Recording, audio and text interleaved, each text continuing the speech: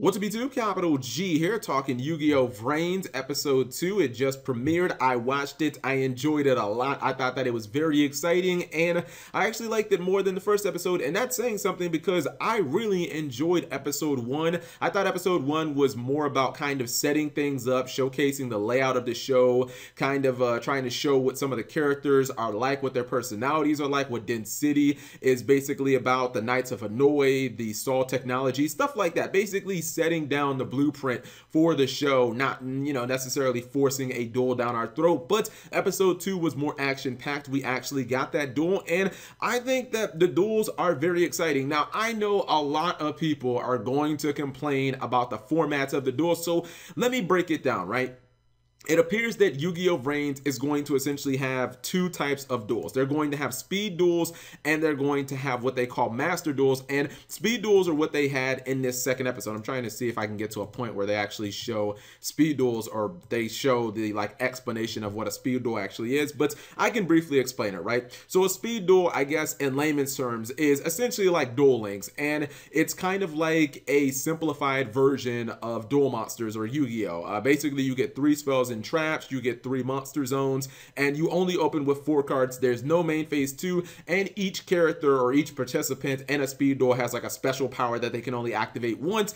And a lot of people are turned off by this. They're like, oh my goodness, it's becoming Duel Links. But the thing is, as I watched the first duel, it really wasn't that noticeable that it was all that different. It felt like just a regular typical anime duel. For starters, who really even cares? The duel felt pretty much the same. Secondly, it's not like they're saying that every single duel is going to be a speed duel. Obviously, there are still going to be basic master duels, which I assume at this point are just the basic rules. Now, there were a couple of things about the dueling that I really liked about Yugioh Vrains. For starters, again, animation on the show is absolutely gorgeous. And what's kind of cool is it kind of reminds me, I guess, a little bit of 5Ds, or as I've never really seen 5Ds, I guess I can say the Synchro arc and Yu-Gi-Oh! Arc 5, and the sense that they actually have to worry about the environment while they're riding through the Link Vrains. You can see right here, Yusaku actually gets knocked off his board. It said in the show, if you actually get seriously injured while in the Link Vrains, you will actually suffer serious injuries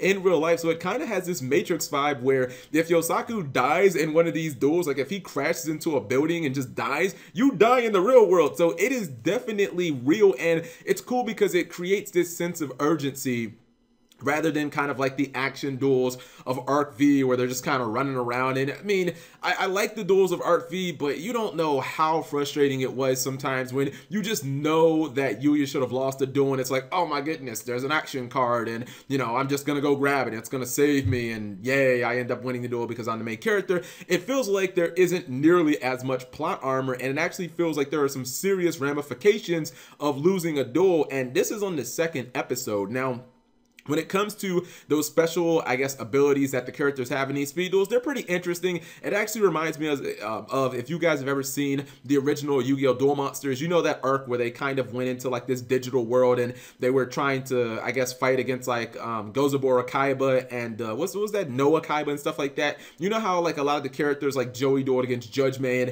and he had that ability of like pay 500 life points, clear the courtroom, and basically he was like, he had a Regeki. It's stuff like that. Like the Knights of Hanoi guy that Yusaku was dueling, this guy right here, he had an ability called Double Draw, where once in the duel he got to draw 2 cards instead of 1, and Yusaku had one where he basically got to get Decode Talker. But in general, the duel felt pretty standard, but it did feel really exciting, and I really like Yusaku. Okay, at first I liked him because I thought he was kind of standoffish and combatant, and I just liked his personality. But like what we thought that he was based off the first episode is definitely who he is. There are a lot of times where he's arguing with the program that he basically captured in the first duel, or excuse me, in the first episode, where he tells him like, look, I'm holding you hostage, and he tells him a couple of times to outright to just shut up, and he doesn't really seem to have any respect for anyone who isn't a close friend of his. And I don't know, man, I like that. Yusaku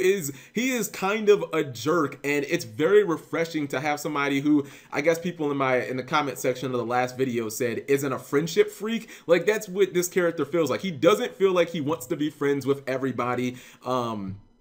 Go and Aoi got like a half-second of screen time. Nothing really that interesting or really that important, but this episode is basically showcasing what a duel is going to look like. And you know, he does some in Decode Talker. He actually they briefly explain kind of the rules of like link summoning and whatnot, and them not having levels, and you know, the cursors and whatnot. It's a really good first duel. Obviously it's not that long as it's only one episode, but I thought it was really enjoyable, and I think that people are making way too big of a deal out of these speed duels versus your regular basic duels, because the speed duel format didn't really feel that different. There was never a point in this duel when I thought, oh man, this duel feels like it's really being limited by, you know, the players only having the ability to set 3 spells and traps. You guys know in the anime they play like idiots anyways. A lot of times they'll use almost all their resources to summon like one boss monster, and that's par for the course in the Yu-Gi-Oh anime. It's been that way since the original DM like 15 years ago. So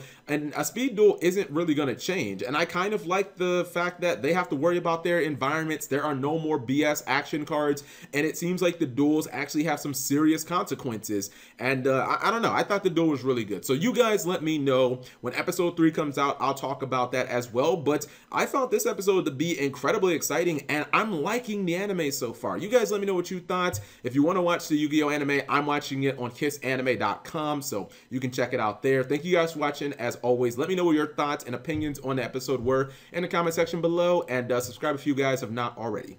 And actually, the last thing I totally forgot to talk about is how amazing and how cool link summoning actually looks in the anime.